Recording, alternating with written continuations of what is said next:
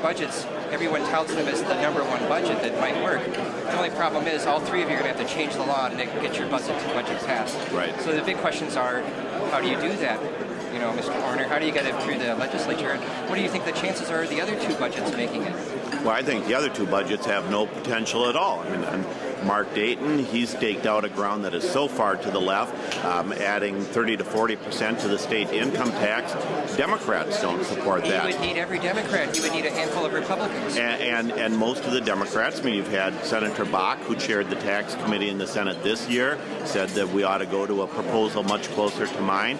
On the Republican side, you've had the business people who were part of the Tax Reform Commission, appointed by Governor Pawlenty, say that you ought to go to a proposal more like mine. So I think from both Emmer and from Dayton, you have people who have staked their ground in far right, far left, don't have support within their own parties, much less across the aisle. But here's the real answer, Craig, is that the only way that Minnesota is going to get things done in the next 4 years is with a governor who has the ability, the temperament, the commitment to go over the heads of the legislature, talk to the 60% of the public that has been disengaged, inspire them, engage them, motivate them, build the consensus in the public, and bring that back to the legislature.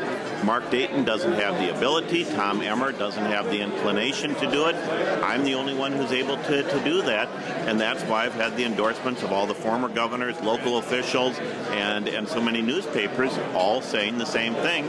I'm the only one who can engage the public and break the gridlock.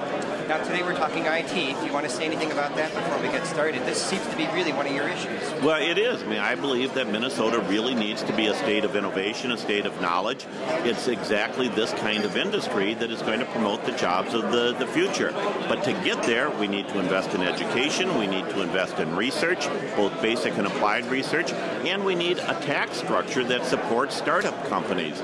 Again, that's where Mark Dayton falls flat. He continues to refuse to acknowledge the devastating impact that his proposals would have on small businesses. These are exactly the kinds of businesses, in many cases, that would have to pay an extra 30–40% in state taxes if Mark Dayton was able to get his proposal passed. A lot of these companies are at a point where they couldn't afford that, or if they're farther along, they wouldn't be hiring the people we need. They wouldn't be creating the jobs we need. Mark Dayton's proposal would devastate this industry in Minnesota, and we just can't afford to do that. Well, thanks so much. We'll see you again tonight. A pleasure. Thank you. Bye.